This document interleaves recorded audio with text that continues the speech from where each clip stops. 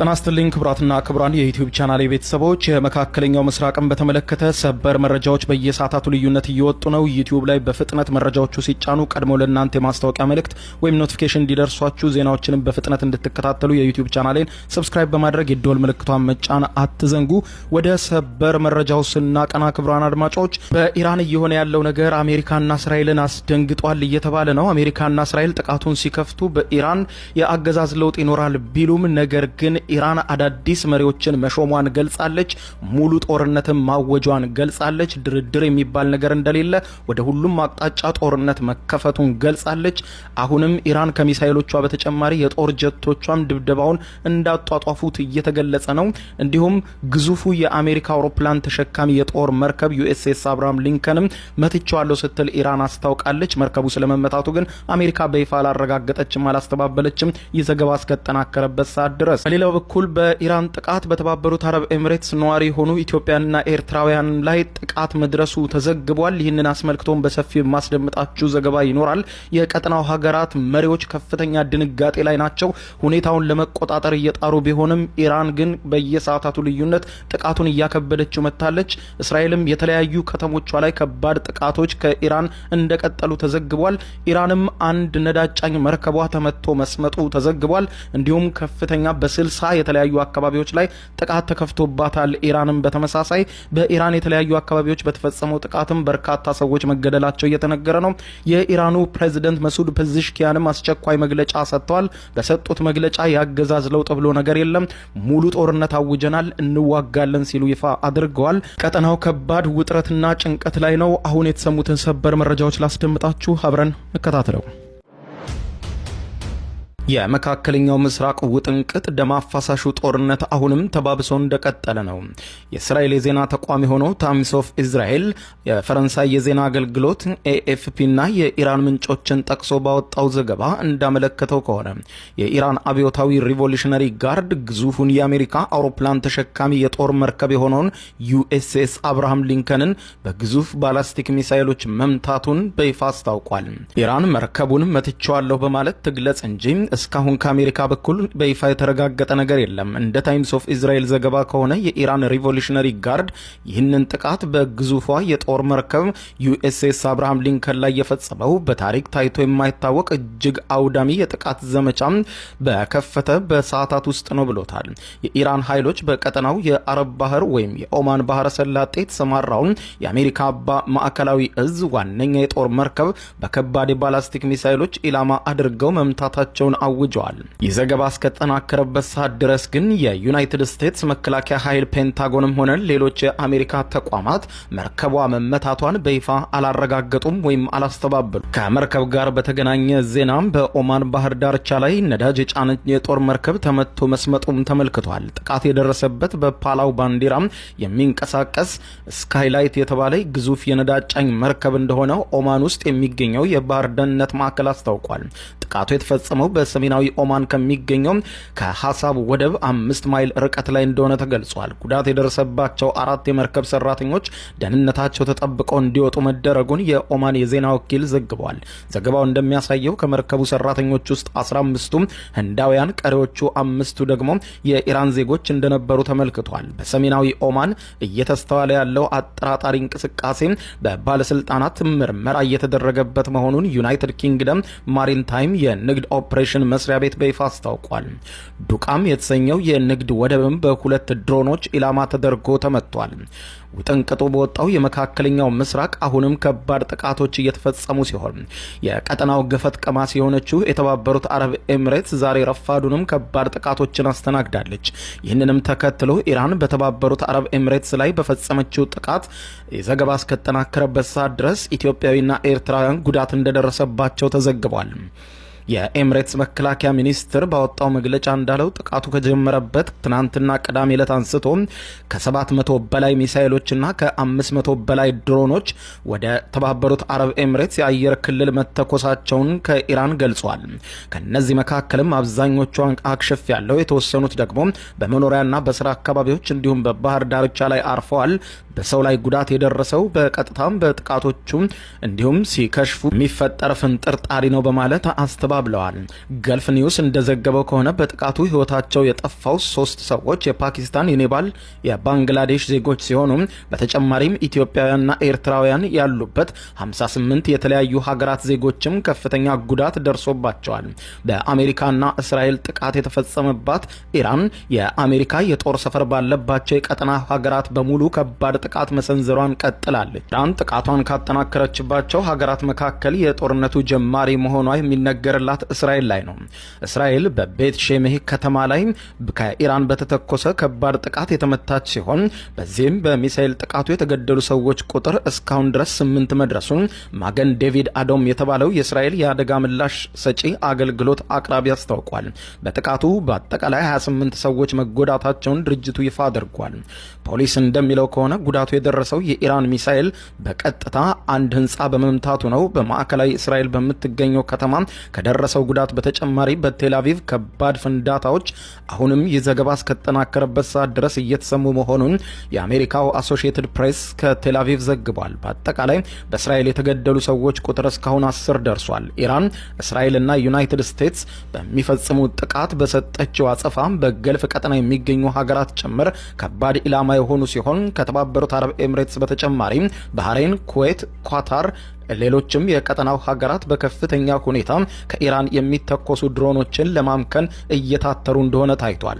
እስራኤል ለሁለተኛ ቀን በቀጠለችው ጥቃት ማዕከላዊ ቴህራንን ኢላማ አድርጋ የደበደበች ሲሆን የራዲዮና የቴሌቪዥን ጣቢያዎችን የሚያስተዳድረውን የኢራን ብሮድካስቲንግ ድርጅት ህንፃን የጥቃት ኢላማዋ እንደሆነ የሀገሪቱ ባለስልጣናት ገልጠዋል። የኢራን ጦር በዩናይትድ ስቴትስና በእስራኤል ኢላማዎች ላይ አዲስ ጥቃት እንደጀመረም አሳውቋል።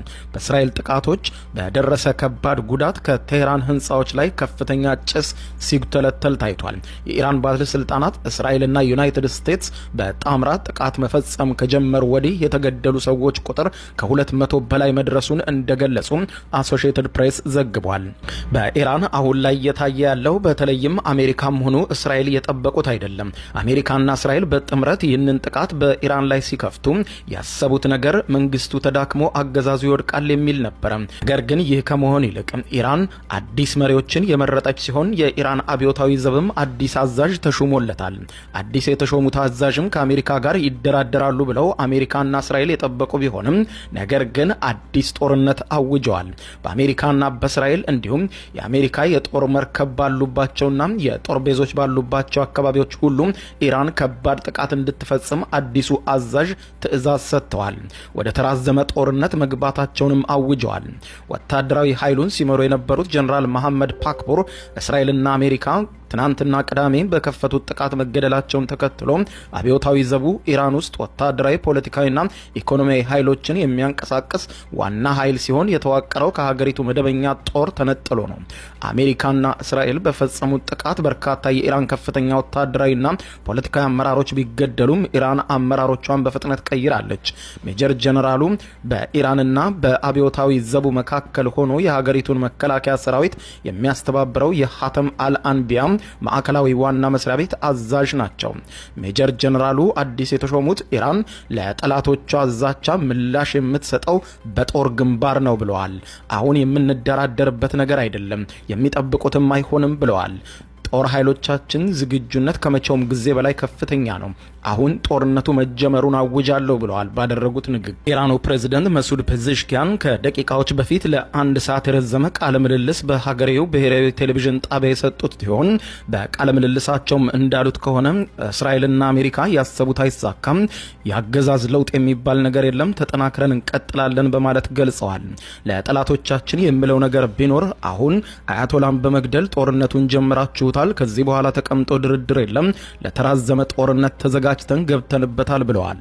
አክለውም ሲናገሩ ኢራን አሜሪካ መሬት ላይ የመድረስ አቅም የላትም፣ ነገር ግን በዙሪያዋ ያሉትን የአሜሪካ የጦር ቤዞችን ታወድማቸዋለች ብለዋል። አክለውም ፕሬዝደንቱ በቀጠናው ለሚገኙ የአረብ ሀገራት ባስተላለፉት መልእክት በሙሉ እኛ እናንተን እያጠቃን አይደለም፣ ወንድም እህቶቻችን ናችሁ፣ እናንተን አናጠቃም ያሉ ሲሆን ነገር ግን በግዛቶቻችሁ ውስጥ ያሉ የአሜሪካ የጦር ሰፈሮችን መደብ መደብደባችንን ግን አናቋርጥም፣ ይህንን ደግሜ አረጋግጥላችኋለሁ ብለዋል። ፔዜሽኪያን አክለውም ሲናገሩ ከፍተኛ መሪዎቻችንን አጥተናል፣ ከፍተኛ የጦር አዛዦቻችንንም አጥተናል። ያ ማለት ግን ኢራን ፈረሰች፣ አበቃላት፣ አገዛዙም ተለወጠ ማለት አይደለም። አዳዲስ መሪዎች ወዲያው ተተክተዋል። ምንም አይነት ድል አሜሪካና ኢራን አያገኙም። እንዲያውም ይህንን በማድረጋቸው ይቆጫሉ ሲሉ ነው የተናገሩት። ከኢራን ጋር እየተደረገ ያለውን ውጊያ እየመራ የሚገኘው የአሜሪካ የመካከለኛው ምስራቅ ኮማንድ ባወጣው መግለጫ ከኢራን በተሰነዘረ እስካሁን ጥቃት 3 የአሜሪካ ወታደሮች መገደላቸውን ያስታወቀ ሲሆን 5 የአሜሪካ ወታደሮች ደግሞ ከፍተኛ ጉዳት በኢራን ጥቃት ደርሶባቸዋል ሲል አስታውቋል። ፔንታጎንም ይህንን መረጃ አረጋግጦ በድረገጹ ለጥፎታል። ኢራን በፈጸመችው ከፍተኛ ተጨማሪ ጥቃትም በባህሬን የሚገኘውን የአሜሪካ የጦር ሰፈር ዛሬም ተጨማሪ ጉዳት እንዳስተናገደ ከመገናኛ ብዙሃን የወጡ በምስል የተገናኙ መረጃዎች አመልክተዋል። በሌላ በኩል በቀጠናው በከፍተኛ ሁኔታ መስተጓጎል የገጠማቸው የቀጠናው በረራዎች ናቸው። ዛሬ ብቻም በአጠቃላይ ከመካከለኛው ምስራቅ ከ3400 በላይ በረራዎች ተሰርዘዋል። ቀጠናው የሚገኙ 7 አውሮፕላን ማረፊያዎችም ሙሉ በሙሉ ስራቸውን አቁመዋል።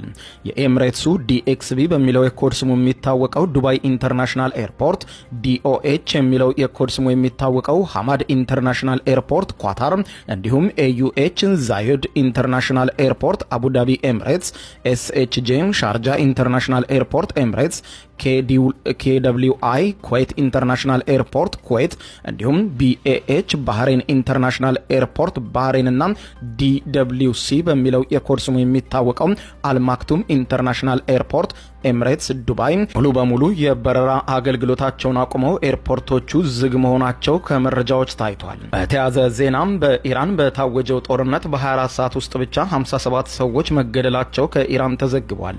ባለፉት በ24 ሰዓታት ብቻ ኢራን 60 ጥቃቶች እንደተፈጸመባትና በእነዚህም 60 የተለያዩ ቦታዎች የተፈጸሙ ጥቃቶች 57 ሰዎች መገደላቸውን የቴህራን ግዛት የቀይ ጨረቃ ማህበር መግለጹን የኢራን መንግስት የዜና ወኪል ኢርና ዘግቧል። የእስራኤል የጦር ዋና ከተማ ቴህራን ኢላማ ያደረጉ ጥቃቶች መፈጸማቸውን መቀጠላቸውን ገልጿል። ጦሩ ኢላማ ያደረገው ከኢራን አገዛዝ ጋር ግንኙነት ባላቸው ስፍራዎች ላይ እንደሆነ ተናግሯል። በከተማዋ ሰማይ ላይ ከባድ የሚሆን ጭስ እየታየ መሆኑንም ተመልክቷል። ቢቢሲ እኩለ ቀን ላይ ያነጋገራቸው የምስራቃዊና የሰሜን ምዕራባዊ ቴህራን ነዋሪዎች በከተማዋ ከፍተኛ ፍንዳታዎች መሰማት መቀጠላቸውን አረጋግጠዋል። በምስራቃዊ ቴህራን የሚገኝ አንድ ምንጭ የዛሬዎቹ ፍንዳታዎች ከትናንቱ የባሱና ከባድ ጥቃቶች ናቸው ብለዋል። ክፍሌ ሙሉ በሙሉ ሲንቀጠቀጥ ነበር የምሰማው ሚሳኤሎች በወደቀ ቁጥር ብለዋል።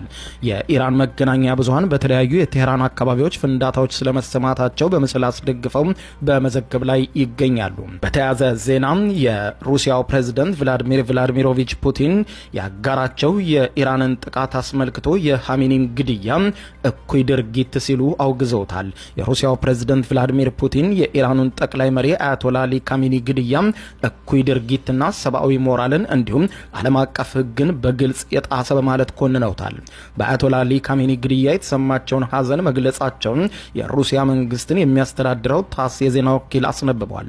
እስራኤልና አሜሪካም በፈጸሙት የተቀናጀ ጥቃት የኢራኑ ጠቅላይ መሪ መገደላቸውን ተከትሎ በኢራን ውስጥ አሁን የ40 ቀናት የሐዘን ጊዜ ታውጇል። በሌላ በኩል በኢራን ላይ የተፈጸመውን ጥቃት ተከትሎ ኢራንን በመደገፍ የአሜሪካ ቆንጽላ አቅራቢያ ሰልፍ ከወጡ ሰዎች ቢያንስ 9 መገደላቸው ተመልክቷል። በፓኪስታን ካራቺ ከተማ ውስጥ የሚገኘው የአሜሪካ ዋና ቆንጽላ አቅራቢያ ከፍተኛ ተቃውሞችን ያሰሙ ሰልፈኞች ከፖሊስ ጋር ፊት ለፊት ተጋጭተዋል። ቢያንስ 9 ሰዎች እንደሞቱና 32 ሰዎች እንደቆሰሉም ተነግሯል። ፓኪስታኖች መንግስታቸው ከኢራን ጋር እንዲቆም ግፊት እያደረጉ ነው። ቢቢሲ ያነጋገራቸው በካራቺ የሚገኝ የሲቪል ሆስፒታል ከፍተኛ ሐኪም 9 ሰዎች አስክሬን ወደ ተቋሙ እንደመጣ ገልጸዋል።